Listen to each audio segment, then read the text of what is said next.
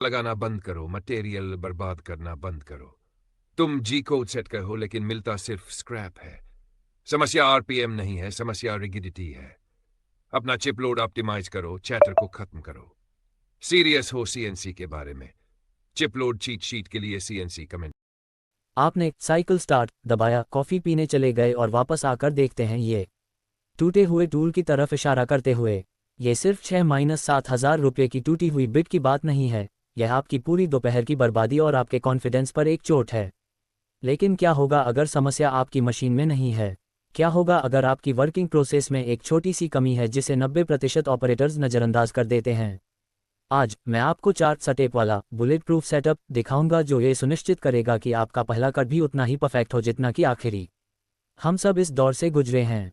आप फिनिश को देख रहे हैं जो मिरर शीशे की तरह चमकने के बजाय किसी जूते के तलवे जैसा खुरदरा दिख रहा है। आप कमियां ढूंढने लगते हैं, क्या फीड रेट गलत है, क्या स्पिंडल स्पीड बहुत ज़्यादा है, शायद वर्क होल्डिंग ढीली है। ये सब सिर्फ एक तुक्का जैसा लगता है। आप प्रोग्राम के बीच में नॉब्स घुमा रहे हैं, दुआ कर रहे हैं कि चैटरिंग कंपन रुक जाए। ये थका देने वाला है, महंगा है और सच कहूं तो ये शॉप में काम करने के मजे को खत्म कर देता है।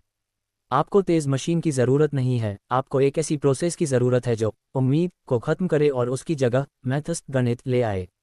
पहला फिक्स है रिजिडिटी कैलिब्रेशन, मजबूती का तालमेल।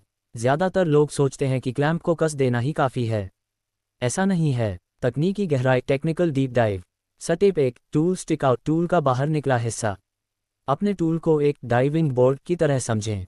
वह होल्डर से जितना बाहर निकलेगा उतना ही ज़्यादा वह उछलेगा, बाउंस करेगा। फिजिक्स में इसे कैंटिलीवर डिफ्लेक्शन कहा जाता है। प्रो टिप, क्योंकि टूल की लंबाई डिफ्लेक्शन फिजिक्स में क्यूब एल घन होती है, इसलिए टूल को 2 गुना बाहर निकालने से उसके मुड़ने या टूटने की संभावना 8 गुना बढ़ जाती है। इसे जितना हो सके कॉलेट के अंदर दबाकर रखें। अब आप सोच रहे होंगे, मैं ये सब तो करता हूँ लेकिन मेरी सरफेस फिनिश अभी भी फीकी है। आपने टूल पैकेट के पीछे लिखी सजेस्टेड सेटिंग्स भी आजमाई होंगी, लेकिन जब वे मेटल पर चलती हैं तो मशीन गन जैसी आवाज़ आती है। ये निराशाजनक है क्योंकि मैन्युफैक्चरर का डेटा ऐसा लगता है जैसे किसी 4-5 करोड़ की मशीन के लिए लिखा गया हो, आपके सेटअप के लिए नहीं। यहाँ है मिरर फिनिश का सीक्रेट, चिप लोड मैनेजमेंट। काम करने के स्टेप्स, एक्शनेबल स्टेप्स। कैलकुलेशन, अपना सही फीड रेट जानने के लिए अपनी स्पिंडल स्पीड आरपीएम को डिजायर्ड चिप लोड, हर दांत द्वारा काटी जाने वाली मोटाई और नंबर ऑफ फ्लूट्स कटर के दांतों की संख्या से गुना करें। प्रो टिप, आखिरी 0.005 के लिए हमेशा क्लाइंब मिलिंग पास का उपयोग करें जहां टूल मटेरियल के अंदर की तरफ घूमता है। ये मेटल को रगड़ने रबिंग के बजाय सफाई से छील देता है, जिससे वह धुंधली फिनिश नहीं आती। अगर आप अपने प्रोजेक्ट्स में अंदाजा लगा कर थक चुके हैं और एल्यूमिनियम और स्टील के लिए मेरी खास जी कोड चीट शीट चाहते हैं, तो मैंने डिस्क्रिप्शन में उसका पीडीएफ लिंक दे दिया है। अगर आप टूल तोड़ना बंद करना चाहते हैं और ऐसे पार्ट्स बनाना चाहते हैं जिन पर आपको गर्व हो, तो सब्सक्राइब बटन दबाएं। नीचे कमेंट में बताएं कि कौन सा मटेरियल आपको सबसे ज़्यादा परेशान करता है। मैं अगले 24 घंटों तक वहां आपके सवालों के जवाब दूंगा। अब तक हमने रिजिडिटी और चिप लोड की बात की, लेकिन सच बताऊं, 90% टूटे हुए टूल्स का असली कारण इनमें से भी पहले शुरू हो जाता है। चलिए बात करते हैं उस साइलेंट किलर की जिसे अक्सर लोग नजरअंदाज कर देते हैं। Step 2, runout check, the silent tool killer. आपका टूल नया है, कोलेट बिल्कुल साफ है, फिर भी टूल क्यों टूट रहा है? जवाब है रनआउट। इसका मतलब है कि आपका टूल घूम तो रहा है, लेकिन पूरी तरह सेंटर में नहीं है। कैसे चेक करें? एक डायल इंडिकेटर लगाइए। 2, टूल शैंक पर इसे सेट करके स्पिंडल को धीरे धीरे हाथ से घुमाइए। 3, अगर रनआउट 0.01 mm से ज्यादा है तो समझ लीजिए कि एक फ्लूट ज्यादा कट ले रहा है। और जब एक ही फ्लूट पर पूरा लोड आएगा तो वो टूटेगा ही। प्रोटिप, सस्ते कोलेट्स को तुरंत बदलें। हर 6 महीने में अपना कोलेट सेट अपडेट करें और टूल होल्डर की टेपर सतह को हमेशा साफ रखें। याद रखिए, आपका टूल तभी बैलेंस रहेगा जब आपका होल्डर ईमानदार होगा। स्टेप 3, एंट्री स्ट्रैटेजी, टूल को मार कैसे रहे हैं? ज्यादातर टूल ब्रेक शुरुआत में ही होते हैं। क्यों? क्योंकि आप सीधा मटेरियल में उसे प्लंज कर देते हैं। गलत तरीका डायरेक्ट प्लंज फुल डेप्थ या 100% radial engagement.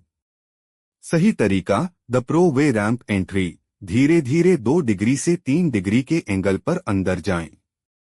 Helical entry, whole बनाते समय स्पाइरल मोशन का इस्तेमाल करें। एडाप्टिव क्लियरिंग, हमेशा कांस्टेंट टूल लोड को बनाए रखें। टूल को शॉक मत दीजिए, उसे काम करने दीजिए।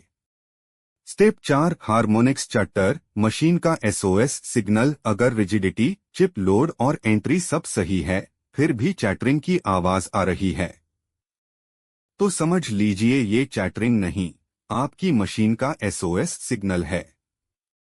हर मशीन की एक नेचुरल फ्रीक्वेंसी होती है। अगर आपकी आरपीएम उस फ्रीक्वेंसी से मैच कर जाए तो वाइब्रेशन बेकाबू हो जाती है।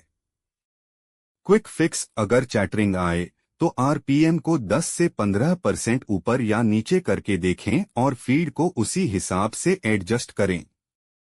अक्सर सिर्फ 200-300 आरपीएम का फर्क चमत्कार कर देता है।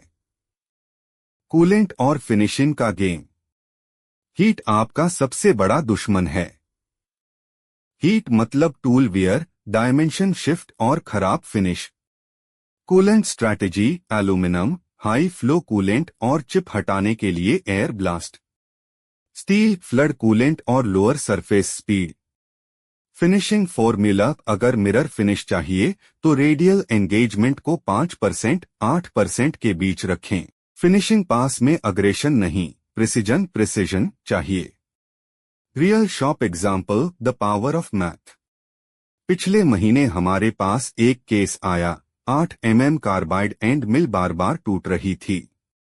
पुराना सेटअप, 8000 रेवोल्यूशंस पर मिनट, 1200 फीड और सीधा फुल स्लॉटिंग।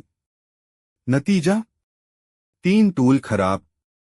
नया एडजस्टमेंट, हमने रेडियल एंगेजमेंट को 40% किया, आरपीएम 9000 और रैंप एंट्री का इस्तेमाल किया।